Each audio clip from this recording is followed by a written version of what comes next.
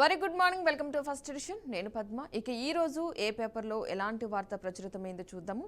మొదటగా ఈనాడు ఆంధ్ర, ఇందులో ఏముందో ఒకసారి చూసే ప్రయత్నం అయితే చేద్దాం. ఇందులో చూసుకున్నట్లయితే రాష్ట్రంలో అమల్లోకి ఎస్సీ వర్గీకరణ ఆర్డినెన్స్కు గవర్నర్ ఆమోదం, ఉత్తర్వులు విడుదల చేసిన న్యాయశాఖ. మరో ఎన్నికల హామీని నెరవేర్చిన కూటమి ప్రభుత్వం ఏవైతే హామీలు ఇచ్చిందో ఆ హామీల్లో భాగంగా మరొకటిని అమలు చేసే దిశగా ప్రయత్నాలు అయితే చేస్తుందని చెప్పేసి దీని అర్థం.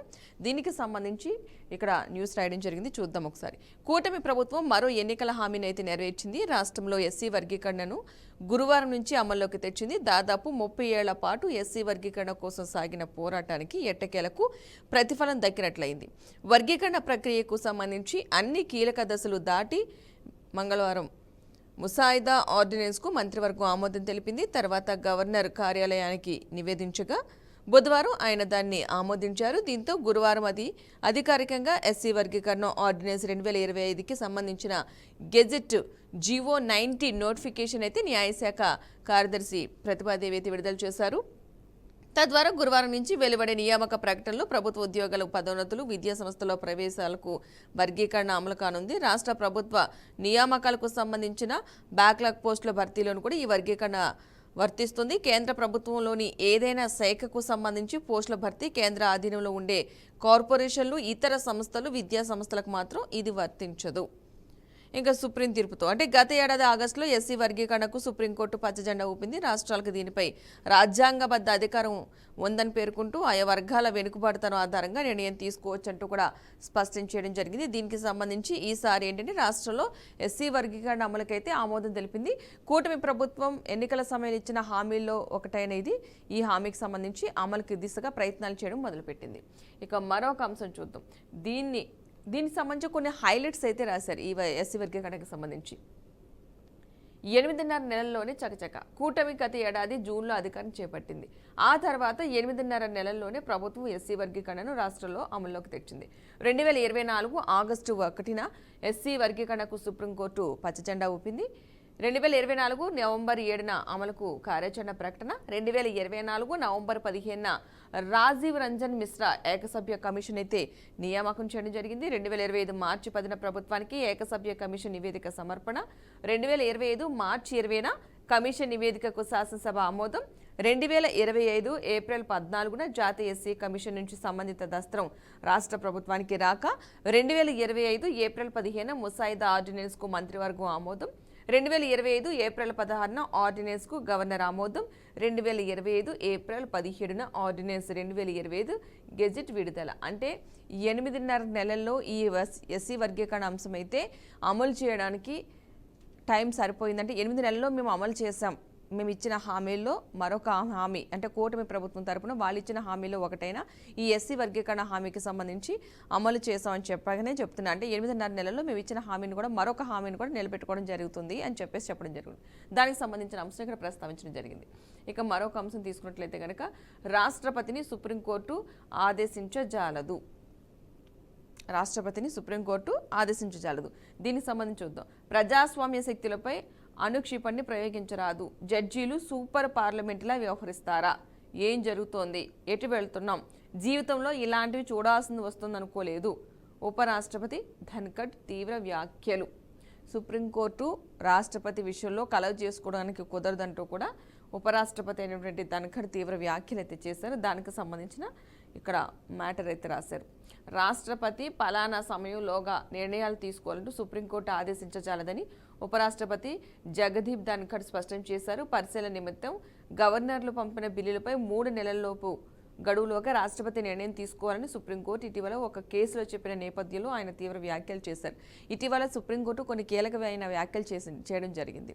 ఏ స్టేట్ అంటే ఏ రాష్ట్ర ప్రభుత్వం అయినా సరే కొన్ని ఆదేశాలను రాష్ట్రపతి వద్దకు పంపించినప్పుడు గవర్నర్ వద్దకు కావచ్చు, రాష్ట్రపతి వద్దకు పంపించిన సమయంలో ఆ బిల్లులకు సంబంధించి 3 నెలల్లోగా ఒక క్లారిటీ ఇవ్వాల్సిన, అంటే దానికి సంబంధించి ఏమైనా లోపాలు ఉన్నాయని, లేదు ఓకే అయితే శాంక్షన్ చేయాలని, అంతే తప్ప బిల్లులన్నీ కూడా పెండింగ్లో పెట్టకూడదని చెప్పి గతంలో కొన్ని వ్యాఖ్యలు అయితే చేసింది రీసెంట్గానే. దానికి సంబంధించి ఉపరాష్ట్రపతి అయినటువంటి ఈయన జగదీప్ ధన్ఖడ్ స్పష్టం చేశారు. అలా చేయడానికి సుప్రీంకోర్టుకి అధికారాలు లేవంటూ కూడా ఈయన మాట్లాడడం జరిగింది. రాజ్యసభలో 6వ బ్యాచ్ ఇంటెండెన్స్ను ఉద్దేశించి గురువారం ఆయన ప్రసంగించారు. రాష్ట్రపతికి గడువు నిర్దేశించేలా న్యాయ వ్యవస్థ వ్యవహరించడం తగదు. ప్రజాస్వామ్య శక్తులపై అనుక్షిపణ్ణి సుప్రీంకోర్టు ప్రయోగించరాదు. ఇప్పుడు శాసనాలు చేయగలిగే జడ్జీలు మనకున్నారు. కార్యనిర్వాహక విధులు వారే నిర్వర్తించేస్తారు. సూపర్ పార్లమెంట్లా వ్యవహరిస్తారు. వారికి మాత్రం ఎలాంటి జవాబుదారితనం ఉండదు. ఎందుకంటే దేశ చట్టాలు వారికి వర్తించవు అని మండిపడ్డారు. రాజ్యాంగంలో 142వ అధికరణం సుప్రీంకోర్టుకు ప్లీనరీ అధికారాలు ఇచ్చింది. తన ముందుకి వచ్చిన ఏ అంశంలోనైనా సరే మాట్లాడవచ్చు అని చెప్పేసి దానికి సంబంధించి రాష్ట్రపతి 3 నెలలలోగా అంటే గడువు ఇవ్వడం జరిగింది. ఏ బిల్లు అంటే ఆ రాష్ట్రం నుంచి ఏ బిల్లు వచ్చినా సరే దానికి సంబంధించి వివరణ ఇవ్వాలి. అయితే బిల్లు శాంక్షన్ చేయడమా లేదంటే దాంట్లో లోపాలు ఉంటే చెప్పడమా అని చెప్పడం జరిగింది. దానికి సంబంధించి ఉపరాష్ట్రపతి దానికి ఈ వ్యాఖ్యలు అయితే చేయడం జరిగింది. అంటే సుప్రీంకోర్టు ఒక రాష్ట్రపతిని శాసించేంత స్థాయి అంటే అలా తీసుకోవడం కుదరదు, కరెక్ట్ కాదన్న ధోరణిలో ఆయన చెప్పడం జరిగింది. దానికి సంబంధించిన అంశం అయితే ఇక్కడ ప్రస్తావించడం జరిగింది. ఇక మరొక అంశం చూద్దాం. మే 2న అమరావతికి మోదీ. మే 2వ తారీఖున ప్రధాని మోదీ అమరావతికి రానున్నారు. దానికి సంబంధించిన అంశం ఇక్కడ ప్రస్తావించడం జరిగింది. రాజధాని పునర్నిర్మాణ పనులను ప్రారంభించనున్న ప్రధాని. సాయంత్రం 4 గంటలకు ముహూర్తం. ప్రధాని మోదీ అమరావతి పర్యటన ఖరారైంది. మే 2వ తేదీ సాయంత్రం 4 గంటలకు ఆయన రాజధాని పనులను పునః ప్రారంభించనున్నారు. ఈ కార్యక్రమాన్ని వెలగపూడి సచివాలయం వెనుక ఉన్న ఖాళీ స్థలంలో నిర్వహించేందుకు చురుగ్గా ఏర్పాట్లు అయితే జరుగుతున్నాయి. ఉమ్మడి గుంటూరు, కృష్ణా, ప్రకాశం, పశ్చిమ గోదావరి జిల్లాల నుంచి సుమారు 5 లక్షల మంది ఈ సభకు హాజరవుతారంటూ అంచనా వేస్తున్నారు. సభా ప్రాంగణానికి చేరుకునేందుకు 9 రహదారులను గుర్తించారు. ప్రధాని పర్యటన ఏర్పాట్లపై ప్రభుత్వం ఇప్పటికే మంత్రుల కమిటీని అయితే నియమించింది అంటూ రాయడం జరిగింది. మే 2వ తారీఖున ఏపీ రాజధాని అమరావతి పునర్నిర్మాణ పనులకు అంటే పునఃప్రారంభానికి సంబంధించి కార్యక్రమానికి ప్రధాని మోదీ చేతుల మీదుగా పునఃప్రారంభించనున్నారు. సో ఆ రోజు నుంచి మళ్ళీ ఆ అమరావతికి సంబంధించిన రాజధాని పనులు చకచక స్టార్ట్ కానున్నాయి. దానికి సంబంధించిన ఏర్పాట్లు కూడా చేయడం జరిగింది. అంటే చుట్టుపక్కల ప్రాంతాల నుంచి అధిక సంఖ్యలో జనం వస్తారు కాబట్టి మినిమం ఒక 5 లక్షల వరకు అంచనా వేస్తున్నారు ఈ సభకు రావడానికి. సో అంతమంది వచ్చినందుకు దానికి అక్కడ తగిన ఏర్పాట్లు చేయాలి. ప్రధాని మోదీ వస్తున్నారంటే మామూలుగా కాదు, చాలా సెక్యూరిటీ ఇవ్వాల్సిన అవసరం ఉంటుంది. అంతేకాకుండా జనం కూడా చాలామంది ఎక్కువ మంది వస్తూ ఉంటారు కాబట్టి అటు రహదారుల విషయంలో కూడా జాగ్రత్తలు తీసుకోవాలి. సో ఆ విషయానికి సంబంధించి కూడా ఏర్పాట్లు చేస్తున్నారు. ఆ విషయాన్ని కూడా ఇక్కడ ప్రస్తావించడం జరిగింది. ఇక మరో అంశం చూద్దాం. ఇక్కడ దాల్మియా సిమెంట్స్ ఆస్తులైతే జప్తు. వాటిలో 793 కోట్ల విలువైన 407 హెక్టార్ల సున్నప్రాయ గనులు జగన్ అక్రమాస్తుల కేసులో స్వాధీనం చేసుకున్న ఈడీ. జగన్ అక్రమాస్తుల కేసులకు సంబంధించి అయితే ఈడీ కొన్ని నిర్ణయాలు తీసుకుంటుంది కాబట్టి సో మరొకటి దాల్మియా సిమెంట్స్ ఆస్తులు జప్తు. జగన్ అక్రమాస్తుల కేసు దర్యాప్తులో భాగంగా ఎన్ఫోర్స్మెంట్ డైరెక్టర్ ఈడీ అధికారులు దాల్మియా సిమెంట్స్ ఆస్తులైతే జప్తు చేసినట్టుగా తెలుస్తుంది. మొత్తం 793 కోట్ల విలువైన 407.05 హెక్టార్ల సున్నప్రాయ గనులతో పాటు మరికొన్ని ఆస్తులను కూడా గత నెలలోనే జప్తు చేసినట్లుగా సమాచారం. జగన్ అక్రమాస్తుల కేసు దర్యాప్తులో భాగంగా నిధుల మళ్లింపునకు సంబంధించి దాల్మియా సిమెంట్స్ పై ఈడీ 2013లోని అభియోగ పత్రాలు అయితే దాఖలు చేసింది. ఇక వాటిని సవాల్ చేస్తూ దాల్మియా సిమెంట్స్ కోర్టుకెళ్లింది. సుదీర్ఘ విచారణ తర్వాత న్యాయపరమైన అడ్డంకులు తొలగిపోవడంతో తాజాగా దాల్మియా ఆస్తులను జప్తు చేసినట్లు తెలుస్తోంది. అడ్డదారిలో సున్నపురాయి నిక్షేపాలను దాల్మియా సిమెంట్స్ కట్టబెట్టినందుకు ప్రతిఫలంగా ఈ సంస్థ జగన్కు చెందిన భారతీయ సిమెంట్స్లో పెట్టుబడులు పెట్టడంతో పాటు తమ వాటాలను అమ్మగా వచ్చిన డబ్బును కూడా హవాలా మార్గంలో మళ్లీ జగన్కు బదిలీ చేసిందని అభియోగం ఉంది. దీని నేపథ్యంలో దీనికి సంబంధించిన ఒక వార్త అయితే ఇక్కడ ప్రచురితమైంది. మరొక అంశం ఇక్కడ చూద్దాం. రామ్మోహన్ నాయుడుకి యంగ్ గ్లోబల్ లీడర్ అవార్డు. పిన్న వయసులోనే కేంద్ర మంత్రిగా తనదైన ముద్ర. కేంద్ర పౌర విమానయాన శాఖ మంత్రి కింజరాపు రామ్మోహన్ నాయుడు ప్రపంచ ఆర్థిక వేదిక world economic forum WEF young global లీడర్స్లో ఒకరిగా ఎంపికయ్యారు. తమ రంగాల్లో ప్రతిభ సామర్థ్యాలు కనబరుస్తూ సమాజంపై ప్రభావం చూపుతున్న 40 ఏళ్ల లోపు వారిని WEF ఈ అవార్డుకు ఎంపిక చేసింది. ఈ అవార్డులో రామ్మోహన్ నాయుడు ఎంపిక అవడం జరిగింది. సో మరొక అంశం చూద్దాం. ఇక ఈనాడు తెలంగాణ అంశం చూద్దాం. ఇందులో ఎలాంటి వార్తలు ప్రచురితమయ్యో ఒకసారి చూసే ప్రయత్నం అయితే చూద్దాం. దీనికి సంబంధించి ఒకసారి చూసుకున్నట్లయితే కనుక ఫ్యూచర్ సిటీకి మారుబిని. ప్రారంభ పెట్టుబడి 1000 కోట్లు, 30,000 మందికి ఉద్యోగ అవకాశాలు. అంటే తెలంగాణకి సంబంధించి చూసుకున్నట్లయితే కనుక పెట్టుబడి పెట్టడానికి ఒక కంపెనీ సిద్ధంగా ఉంది. ఈ నేపథ్యంలో 1000 కోట్లు పెట్టుబడి పెట్టడానికి 30,000 మందికి ఉద్యోగ అవకాశాలు వచ్చే అవకాశం ఉంది. టోక్యోలో సీఎం రేవంత్ రెడ్డి సమక్షంలో సంతకం.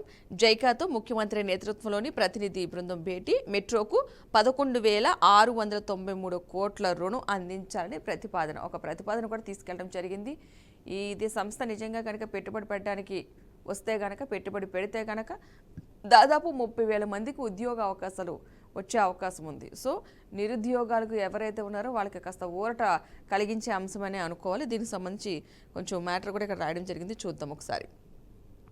జపాన్ పర్యటనలో తొలి రోజునే ముఖ్యమంత్రి రేవంత్ రెడ్డి బృందంతో గురువారం కీలకమైన పెట్టుబడుల ఒప్పందం అయితే కుదిరింది. ఆ దేశానికి చెందిన వ్యాపార దిగ్గజం మారుబెనీ కంపెనీ తెలంగాణలో పెట్టుబడులకు ముందుకొచ్చింది. ఈ సంస్థ ప్రపంచవ్యాప్తంగా 65 దేశాల్లో 410కి పైగా గ్రూప్ కంపెనీల ద్వారా వ్యాపార కార్యకలాపాలు నిర్వహిస్తుంది. ఆహారం, వ్యవసాయ ఉత్పత్తులు, లోహాలు, గనులు, ఇంధనం, విద్యుత్, కెమికల్స్, మౌలిక సదుపాయాలు, finance, leasing, real estate, aerospace, mobility రంగాల్లో అగ్రగామిగా అయితే ఉంది. హైదరాబాద్ ఫ్యూచర్ సిటీలో నెక్స్ట్ జనరేషన్ ఇండస్ట్రియల్ పార్క్ ఏర్పాటు చేసేందుకు కూడా సంసిద్ధత వ్యక్తం చేసినట్టుగా కూడా తెలుస్తుంది. అంటే దీని ద్వారా ఒక 1000 కోట్లు అయితే రానున్నట్టుగా తెలుస్తుంది. పెట్టుబడులపై చర్చించారు. మొత్తంగా దాదాపు 1000 కోట్ల ప్రారంభ పెట్టుబడితో మారుబెనీ కంపెనీ ఈ ప్రాజెక్టు చేపట్టనుంది. ఫ్యూచర్ సిటీలో దశల వారీగా 600 ఎకరాల్లో ప్రపంచ స్థాయి నెక్స్ట్ జనరేషన్ ఇండస్ట్రియల్ పార్కును అభివృద్ధి చేసేందుకు ప్రతిపాదనలు అయితే తయారు చేసుకుంది. ఇందుకు సంబంధించి లెటర్ ఆఫ్ ఇంటెంట్ పై ముఖ్యమంత్రి సమక్షంలో ప్రభుత్వ అధికారులు, కంపెనీ ప్రతినిధులు సంతకాలు కూడా చేశారు. జపాన్ కంపెనీలతో పాటు ఇతర మల్టీనేషనల్ కంపెనీలు హైదరాబాద్లో తమ తయారీ ప్లాంట్లను ఏర్పాటు చేసేందుకు వీలుగా ఈ ఇండస్ట్రియల్ పార్క్ను అయితే అభివృద్ధి చేస్తారు. అంటే అతి త్వరలో ఒక జపాన్ నుంచి ఒక సంస్థ అయితే ఇక్కడ పెట్టుబడి పెట్టడానికి సిద్ధంగా ఉంది. మారుబేని సంస్థ సంబంధించి ఆల్రెడీ ఒప్పందాలు కుదిరి, అంటే ఒక 1000 కోట్లతో పెట్టుబడి పెట్టడానికి సిద్ధంగా ఉందని చెప్పేసి ఇక్కడ ప్రచురితమైంది. ఈ నేపథ్యంలో ఒక 30,000 మందికి నిరుద్యోగం అంటే పోయే అవకాశం, అంటే ఉద్యోగ అవకాశాలు చాలా ఎక్కువగా ఉన్నాయని చెప్పడం జరిగింది. ఒక 30,000 మందికి ఉద్యోగ అవకాశం కల్పిస్తున్నారు. ఈ కంపెనీ కనుక అతి త్వరలో వస్తే కనుక 30,000 మంది నిరుద్యోగులు ఉద్యోగులైనట్టు లెక్క. మరొక అంశం ఇక్కడ అదే మనం అందులోనే చూసినట్టుగానే రాష్ట్రపతిని సుప్రీంకోర్టు ఆదేశించజాలదు. ఏ రాష్ట్రపతిని కూడా సుప్రీంకోర్టు ఆదేశించజాలదని ఆల్రెడీ జనకట్ చేసిన వ్యాఖ్యలే. జడ్జీలు సూపర్ పార్లమెంట్లో వ్యవహరిస్తారు. ఏం జరుగుతుందో, ఎటు వెళ్తున్నాం, జీవితంలో ఎలాంటివి చూడాల్సింది వస్తుంది అనుకోలేదు ఉపరాష్ట్రపతి ధనఖడ్ తీవ్ర వ్యాఖ్యలు. మనం ఆల్రెడీ ఇంతకుముందు న్యూస్లో కూడా ఇదే మ్యాటర్ చూడడం జరిగింది. దానికి సంబంధించి ఇలాగ 3 నెలల లోపుగా గడువు ఇచ్చి రాష్ట్రపతి నిర్ణయాలు తీసుకోవాలి, ఏదైనా ఒక బిల్లు వస్తే కనుక అని చెప్పడం కరెక్ట్ కాదు. వాళ్ళే ఒక జడ్జిలు సూపర్ పార్లమెంట్లో వ్యవహరిస్తున్నారంటూ కూడా ఉపరాష్ట్రపతి ధనఖడ్ ఈ వ్యాఖ్యలు చేయడం జరిగింది. ఆల్రెడీ మనం చూసాం కదా ఈ అంశానికి సంబంధించి. మరలా ఇందులో కూడా సేమ్ వచ్చింది. మరొక అంశం చూద్దాం ఇక్కడ.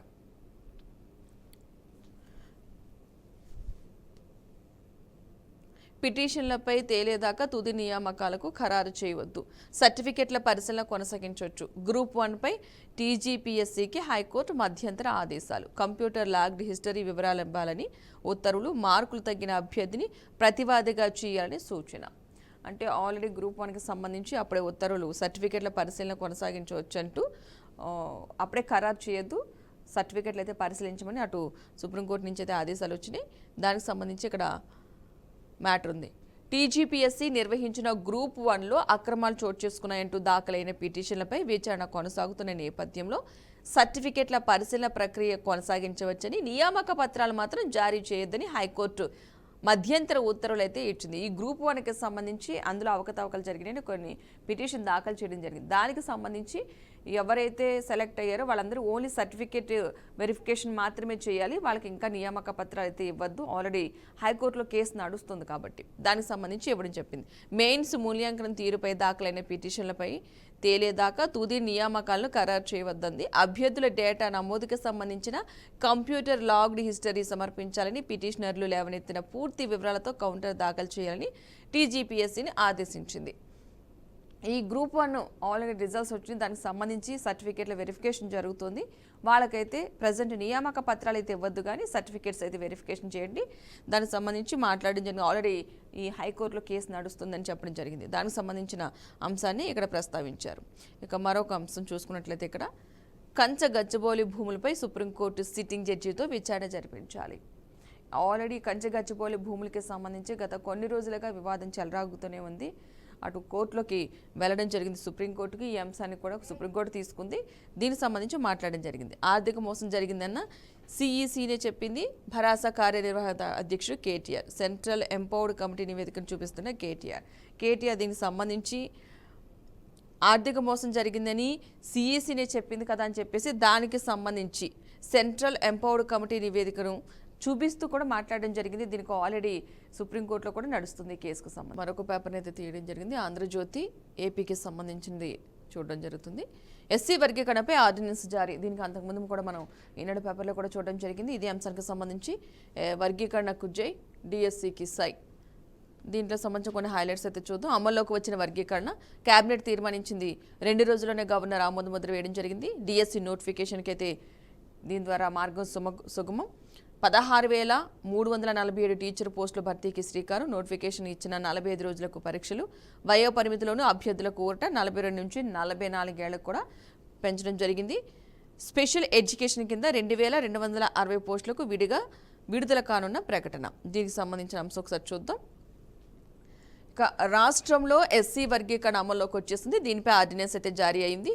ఎస్సీ కులాలను 3 కేటగిరీల విభజిస్తూ దానికి అనుగుణంగా రిజర్వేషన్లు పెంచే వర్గీకరణపై గురువారం గవర్నర్ అబ్దుల్ నజీర్ ఆర్డినెన్స్ అయితే జారీ చేశారు. ఇది వెంటనే అమల్లోకి వచ్చినట్లుగా ప్రకటించడం కూడా జరిగింది. ఇక దీంతో మెగా డిఎస్సి నోటిఫికేషన్ జారీకి మార్గం సుగమమైంది. ఇక ఈ నెల 20 లేదా 23వ తేదీన నోటిఫికేషన్ ఇచ్చేందుకు వీలుగా కసరత్తు జరుగుతుంది. ఆంధ్రప్రదేశ్ ఎస్సీ కులాల వర్గీకరణ ఉపవర్గీకరణ ఆర్డినెన్స్ ముసాయిదాకు రాష్ట్ర మంత్రివర్గం అయితే మంగళవారం ఆమోదం తెలిపిన సంగతి తెలిసిందే. దీనిపై త్వరలో ఆర్డినెన్స్ జారీ చేస్తామని కూడా ప్రభుత్వం ప్రకటించడం కూడా జరిగింది. ఇక దీనిని వెంటనే గవర్నర్ ఆమోదానికి పంపింది. గురువారమే గవర్నర్ దీనిపై ఆమోద ముద్ర కూడా వేయడం జరిగింది. ఇంకా ఆంధ్రప్రదేశ్ ఎస్సీ కులాల ఉపవర్గీకరణ ఆర్డినెన్స్ 2025 జారీ చేశారు. ప్రస్తుతం అసెంబ్లీ సమావేశాలు లేనందున వర్గీకరణను వెంటనే అమలు చేయాల్సిన పరిస్థితులు ఏర్పడినందున ఆర్డినెన్స్ జారీ చేస్తున్నట్లుగా ఉత్తర్వులు పేర్కొన్నారు. దీని ప్రకారం గ్రూప్ 1 కేటగిరీకి చెందిన రెల్లి 12 ఉపకులాలకు 1%, గ్రూప్ 2కి చెందిన మాదిగ 18 ఉపకులాలకు 65%, గ్రూప్ 3కి చెందిన మాల 29 ఉపకులాలకు 7.5% చొప్పున మొత్తం 15% రిజర్వేషన్ కేటాయిస్తారు. 3 ఎస్సీ గ్రూపుల విషయంలో 200 రోస్టర్ పాయింట్ల విధానాన్ని అయితే దీంట్లో అమలు చేయడం జరిగిందంటూ కూడా సో త్వరలో దీనికి సంబంధించి డిఎస్సి నోటిఫికేషన్ కూడా వచ్చే అవకాశాలు ఉన్నట్టుగా కూడా మనకి అర్థమవుతుంది. దీన్ని బట్టి మనం చూస్తుంటే కనుక మరొక అంశం చూస్తే వక్ఫ్ ఆస్తుల జోలికెళ్లం. బోర్డులు కేంద్ర వక్ఫ్ కౌన్సిల్లో నియామకాలు చేపట్టం. తదుపరి విచారణ వరకు యథాతథ స్థితి. సుప్రీంకోర్టుకు కేంద్ర ప్రభుత్వం వెల్లడి. కొత్త చట్టంపై స్టే ఇవ్వొద్దని అభ్యర్థన. అంగీకరించిన ధర్మాసనం అభ్యంతరాలపై జవాబిచ్చేందుకు వారం గడువు. ప్రభుత్వ కౌంటర్పై తర్వాతి 5 రోజుల్లో రిజైండర్లు వేయాలంటూ కూడా పిటిషనర్లకు ఆదేశం. విచారణ మే 5వ తేదీకైతే వాయిదా వేయడం జరిగింది. మధ్యంతర ఉత్తర్వులు ఇచ్చే అంశంపై ఇక ఆ రోజునైతే నిర్ణయం తీసుకుంటామని వెల్లడి. దీనికి సంబంధించిన ఒక మ్యాటర్ అయితే రాశారు. ఒకసారి చూసే ప్రయత్నం అయితే చేద్దాం. తదుపరి విచారణ వరకు కూడా వక్ఫ్ ఆస్తుల జోలికి వెళ్లబోమని సుప్రీంకోర్టుకు కేంద్ర ప్రభుత్వం హామీ ఇచ్చింది. వక్ఫ్ సవరణ చట్టంపై ఎలాంటి స్టే ఇవ్వొద్దని అభ్యర్థించింది. ఈ చట్టానికి వ్యతిరేకంగా నమోదైన పిటిషన్లపై సుప్రీంకోర్టు లేవనెత్తిన అభ్యంతరాలపై సమాధానం ఇచ్చేందుకు వారం రోజులు గడువు ఇవ్వాలని కోరింది. దీనికి అంగీకరించిన కోర్టు తదుపరి విచారణ మే 5వ తేదీకి వాయిదా వేసింది. వక్ఫ్ సవరణ చట్టంలోని పలు సెక్షన్లకు సవాల్ చేస్తూ సుప్రీంకోర్టులో 72కు పైగా పిటిషన్లు దాఖలైన విషయం తెలిసిందే. వాటిపై chief justice Sanjiv Khanna, justice Sanjay Kumar, justice K V విశ్వనాథన్ల త్రిసభ్య ధర్మాసనం గురువారం మరోసారి విచారణ చేపట్టింది. అయితే పిటిషన్లో లేవనెత్తిన అభ్యంతరాలు, ధర్మాసనం లేవనెత్తిన ప్రశ్నలపై సమాధానం ఇచ్చేందుకు వారం రోజులు గడువు ఇవ్వాలని కేంద్ర ప్రభుత్వం తరపున సొలిసిటర్ జనరల్ తుషార్ మెహతా అభ్యర్థించడం జరిగింది. ఈ క్రమంలో వక్ఫ్ ఆస్తులను డినోటిఫై చేయకుండా ముస్లిమేతరులను వక్ఫ్ బోర్డులు కేంద్ర కౌన్సిల్ సభ్యులుగా నియమించకుండా చట్టంలోని ఆయా సెక్షన్లపై స్టే ఇచ్చేందుకు ధర్మాసనం సిద్ధమైంది. దీన్ని సొలిసిటర్ జనరల్ వ్యతిరేకించారు. పార్లమెంటులో విస్తృతంగా చర్చించి మెజార్టీ సభ్యుల ఆమోదంతో కేంద్రం వక్ఫ్ సవరణ చట్టం చేసిందని, ప్రభుత్వ వాదనలు వినకుండా స్టే ఇవ్వడం సరికాదని వాదించారు. ప్రైవేటు ఆస్తులను వక్ఫ్ ప్రకటించారంటూ కూడా దేశవ్యాప్తంగా లక్షల కొద్ది విజ్ఞప్తులు రావడం వల్లే పార్లమెంటు వక్ఫ్ చట్టాన్ని సవరించిందని వివరించారు. కేవలం ఆయా సెక్షన్లపైనే చదివి చర్యలు తీసుకోవడం కరెక్ట్ కాదంటూ కూడా చెప్పడం జరిగింది. దానికి సంబంధించిన ఈ అంశం కూడా మనకి ఎక్కువగా ఈ మధ్యకాలంలో ఎక్కువగా వస్తున్న వార్త. దానికి సంబంధించి అక్కడ ప్రచురించడం జరిగింది. మనం ఆల్రెడీ చూసాము. జగన్ అక్రమాస్తుల కేసులో దాల్మియా సిమెంట్ ఆస్తులు జప్తు అని చెప్పేసి అదే అంశాన్ని ఇక్కడ కూడా మరొకసారి ప్రస్తావించడం జరిగింది. ఇదే సేమ్ సుప్రీంకోర్టులకు అధికారం అనుక్షేపణలా ఆల్రెడీ రాష్ట్రపతిని సుప్రీంకోర్టు ఆదేశించడం ఏంటి, 3 నెలల గడువులోగా బిల్లుకి సంబంధించి క్లారిటీ ఇవ్వమని చెప్పడం ఏంటనే అంశాన్ని మళ్ళీ ఇక్కడ కూడా సేమ్ దానికి సంబంధించి ఇక్కడ కూడా మ్యాటర్ రాయడం అయితే జరిగింది. సో ఇది ఈసారి మనం ఒకసారి ఆంధ్రజ్యోతి తెలంగాణకు ఒకసారి చూసే ప్రయత్నం అయితే చేద్దాం. ఇది ఇక్కడ ఎలాంటి అంశాలు ప్రస్తావించడం జరిగిందో. సేమ్ తెలంగాణకు జపాన్ దిగ్గజ కంపెనీ మారుబెని మనం ఆల్రెడీ చూసాం. 600 ఎకరాల్లో నెక్స్ట్ జనరేషన్ ఇండస్ట్రియల్ పార్క్ ఏర్పాటుకు 1000 కోట్ల పెట్టుబడి, దశల వారీగా 5,000 కోట్లకు పెరిగే అవకాశం. ఫ్యూచర్లో సిటీ ఏర్పాటు, ఫ్యూచర్ సిటీలో ఏర్పాటుకు సంబంధించి ప్రస్తుతానికైతే 1000 కోట్లతో పెట్టుబడి పెట్టడానికి సిద్ధంగా ఉన్నట్టు నిన్న ఒప్పందాలు కూడా జరిగింది. ఆల్రెడీ తెలంగాణ సీఎం రేవంత్ రెడ్డి జపాన్లో పర్యటన చేస్తున్నారు. ఆ విషయం మనకు అందరికీ తెలిసిందే. దీనికి సంబంధించి పెట్టుబడుల లక్ష్యంగా ఈ పర్యటన అయితే కొనసాగుతుంది. పెట్టుబడిలో భాగంగా జపాన్లో ఒక కంపెనీ ముందుకొచ్చింది 1000 కోట్లు పెట్టుబడి పెడతానికి. ప్రస్తుతానికి 1000 కోట్లు అయితే పెట్టుబడి పెట్టడానికి సిద్ధంగా ఉన్నట్టుగా ఒప్పందం కుదిరినట్టుగా తెలుస్తుంది. దశల వారీగా 5,000 కోట్లకు పెరిగే అవకాశం ఉన్నట్టుగా కూడా తెలుస్తోంది. అంటే ఈ నేపథ్యంలో 30,000 మందికి ప్రత్యక్షంగా కావచ్చు, పరోక్షంగా కావచ్చు ఉద్యోగ అవకాశాలు. ఒక కంపెనీ వస్తుందంటే చాలా మందికి ఉద్యోగ అవకాశాలు వచ్చే ఫెసిలిటీ ఉంటుంది కాబట్టి దాన్ని ప్రస్తావించడం జరిగింది. లెటర్ ఆఫ్ ఇంటెంట్పై ఉభయ పక్షాల సంతకాలు, ఆల్రెడీ ఒప్పందం కుదిరినట్టే. తెలంగాణకు స్వాగతం, మారుబెని ప్రతినిధులతో సీఎం. మెట్రో, మూసి, రేడియల్ రోడ్లకు కూడా సహకరించండి అంటే ఈ వీటిలో కూడా సహకరించడానికి కోరడం జరిగింది. మెట్రో 2వ దశ విస్తరణకైతే 11,693 కోట్ల రుణం ఇవ్వడం జరుగుతుంది. జైకా ప్రతినిధులను కోరిన ముఖ్యమంత్రి రేవంత్ రెడ్డి. అంటే మెట్రో ఆల్రెడీ 2వ దశ ప్రారంభమవుతున్న నేపథ్యంలో దానికి సంబంధించి 11,693 కోట్ల రుణం ఇవ్వాలంటూ కూడా జైకా ప్రతినిధులను కోరారంట. కేంద్ర ప్రభుత్వాన్ని సంప్రదించాల్సిన స్పష్టం చేసిన జైకా, సోనీ ప్రధాన కార్యాలయంలో తెలంగాణ బృందం, అత్యాధునిక ఫిల్మ్ సిటీ ఏర్పాటుకు యోచన. ఈ అంశానికి సంబంధించి మెట్రో 2వ దశ విస్తరణకు సంబంధించి పెట్టుబడులు అడిగిన అంటే రుణం ఇవ్వమని అడిగిన నేపథ్యంలో దానికి సంబంధించి కేంద్ర ప్రభుత్వాన్ని సంప్రదించాలని ఆ జైకా కంపెనీ అయితే చెప్పడం జరిగింది. ఆ అంశాన్ని ఇక్కడ ప్రస్తావించడం జరిగింది. మరొక అంశం చూద్దాం. ఇక్కడ ఎలాంటి అంశం ప్రస్తావించడం జరిగిందో సేమ్ అది మనం ఆల్రెడీ చూసుకున్నదే. వక్ఫ్ ఆస్తుల జోలికి వెళ్లడం, బోర్డులు కేంద్ర వక్ఫ్ కౌన్సిల్లో నియామకాలు చేపట్టడం, తదుపరి విచారణ వరకు కూడా యథాతథ స్థితి. సుప్రీంకోర్టుకు కేంద్ర ప్రభుత్వం హామీ, కొత్త చట్టంపై స్టే ఇవ్వద్దని అభ్యర్థన అంగీకరించిన ధర్మాసనం. అభ్యంతరాలపై జవాబిచ్చేందుకు వారం గడువు, ప్రభుత్వ కౌంటర్పై తర్వాతి 5 రోజుల్లో రిజైండర్లు వేయాలంటూ పిటిషనర్లకు ఆదేశం. సేమ్ మ్యాటర్ ఇందులో కూడా ప్రచురితమైంది. అంటే ఈ వక్ఫ్ సవరణ బిల్లుకు సంబంధించి భూములకు సంబంధించి వెళ్ళమంటూ కూడా ప్రస్తావించడం జరిగింది. ఇదే అంశాన్ని కూడా ఇక్కడ కూడా ప్రస్తావించారు. మరొక విషయం, పుప్పాలగూడలో 450 ఎకరాల్లో ఐటీ నాలెడ్జ్ హబ్ అంటే భట్టి ఆధ్వర్యంలో మంత్రివర్గ ఉపసంఘం సమీక్షలో నిర్ణయం. ఐఏఎస్లు, ఎమ్మెల్యేలకు కేటాయించిన భూమి ఇందులో భాగమే. సుప్రీంకోర్టు కేటాయింపులను రద్దు చేసిందని అధికారులు. రంగారెడ్డి జిల్లా పుప్పాలగూడ పరిసరాల్లో 450 ఎకరాల్లో మొదటి దశలో ఐటీ నాలెడ్జ్ హబ్ ఏర్పాటుకు చర్యలు చేపట్టాలని డిప్యూటీ సీఎం మల్లుభట్టి విక్రమార్క, మంత్రులు దుద్దెళ్ల శ్రీధర్ బాబు, పొంగులేటి శ్రీనివాసరెడ్డి అధికారులనైతే ఆదేశించారు.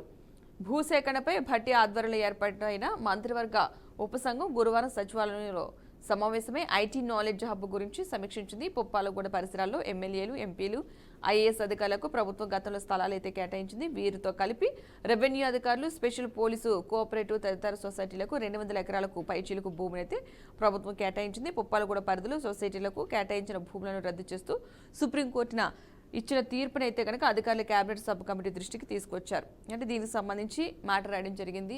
పుప్పాలగూడలో ఉన్న 450 ఎకరాల్లో ఐటీ నాలెడ్జ్ హబ్కు సంబంధించి అక్కడ ఏర్పాట్లు చేయడానికి సంబంధించి మాట్లాడడం జరిగింది. ఈ అంశాన్ని అయితే ఇక్కడ ప్రస్తావించారు. రైట్. ఇక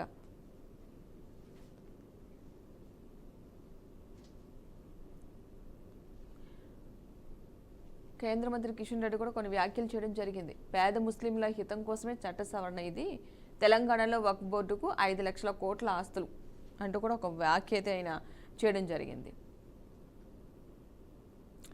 రోజు రోజుకు కొన్ని కర్కశమైన న్యూస్లు కూడా మనం చూడాల్సిన వస్తుంది. ఒక తల్లి కన్న బిడ్డల్ని చంపిన వైనం ఇది ఒక చాలా బాధపడాల్సిన అంశం. తల్లి అంటే ఎవరి సంరక్షణలో ఉన్నా పిల్లల భవిష్యత్తు ఎలా ఉంటుందని ఒక క్వశ్చన్ మార్క్ కింద అందరూ భయపడతారు. తల్లి దగ్గర ఉంటే సేఫ్గా ఉంటారు, వాళ్ళకి ఎలాంటి భయం లేదు, రక్షణగా తల్లే ఉంది చాలు, దేవుడి కంటే ఎక్కువ తల్లినే నమ్మే పరిస్థితి. అలాంటి ఒక తల్లి తన బిడ్డల్ని చంపుకొని తాను చనిపోయిన వార్త ఇది. ఇది చాలా బాధాకరమైన వార్త. ఎందుకు అంటే ఒక బిడ్డని కొట్టడానికి ఆలోచించే తల్లులు ఉన్న ఈ రోజుల్లో చంపేసే అంత ఈ మధ్యకాలంలో ఎక్కువగా వార్తలు వస్తున్నాయి, పిల్లలను కూడా చంపేస్తున్నారు, తల్లిలే చంపేస్తున్నారు. అంటే బయట వారు చంపేసి కిడ్నాప్ చేసేది మరొక ఎత్తు అయితే, కన్న తల్లిదండ్రులే పిల్లల పాలిటైతే యమపాశాలుగా తయారవుతున్నారు. ఈ తల్లి అయితే ఇద్దరు పిల్లలు పారిపోతున్నా సరే వెంటాడి నరికి చంపిన వైనం. ఆపై అపార్ట్మెంట్లో 6వ అంతస్తు నుంచి దూకి ఆత్మహత్య. ఆమెకు పిల్లలకు అనారోగ్యం, భర్తతో నిత్యం గొడవలు, సమస్యలు చెబితే ముగ్గురు చావండి అని కసురుకున్న భర్త. గాజుల రామారంలో ఘటన, 6 పేజీల సూసైడ్ నోటు లభ్యం. అటు పిల్లలకి ఈమెకు కూడా అనారోగ్య సమస్యలు ఉన్నాయి. ఆ విషయాన్ని భర్తకి చెప్పిన నేపథ్యంలో ఇద్దరి మధ్య కాస్త గొడవ. ముగ్గురు కట్టకట్టుకుని చావండి అన్న ఒక మాటని తను చాలా సీరియస్గా తీసుకుని పిల్లలు పారిపోతున్నా సరే నరికి చంపి తను కూడా దూకి ఆత్మహత్య చేసుకుంది. అంటే పిల్లల్ని చంపడం అన్నది ఎంతవరకు కరెక్టు అన్న అంశం ఇక్కడ అర్థమవుతుంది. సో ఇలాంటి విషయాలు కూడా ఈ మధ్యకాలంలో మనం ఎక్కువగా చూడాల్సి అయితే వస్తుంది. రైట్, ఇంకా లాస్ట్గా ఇంకా సాక్షులు ఎలాంటి వార్తలు ప్రచురితమయ్యో ఒకసారి చూసి ప్రయత్నం అయితే చేద్దాం. ఇక్కడ ఫార్మా బీసీసీలకు భారత్ హబ్, ఇక్కడికి ఒక అంశం ప్రస్తావించడం జరిగింది. రాజకీయ స్థిరత్వం, దేశీ వినియోగం దన్ను, త్వరలో $100 బిలియన్ మొత్తం జీసీసీ మార్కెట్, 2500 కేంద్రాలకు విస్తరణ, పరిశ్రమల వర్గాల అంచనా. అంతర్జాతీయ ఫార్మా దిగ్గజాలు భారత్లో తమ గ్లోబల్ కేపబిలిటీ సెంటర్లను ఏర్పాటు చేయడంపై మరింతగా దృష్టి పెడుతున్నాయి. చాలా మటుకు ఎకానమీలు నెమ్మదిస్తున్న తరుణంలో దేశీయంగా రాజకీయ స్థిరత్వం, వినియోగం పటిష్టంగా ఉండటం తదితర అంశాలకైతే ఇందుకు కారణంగా వినిస్తున్నాయి.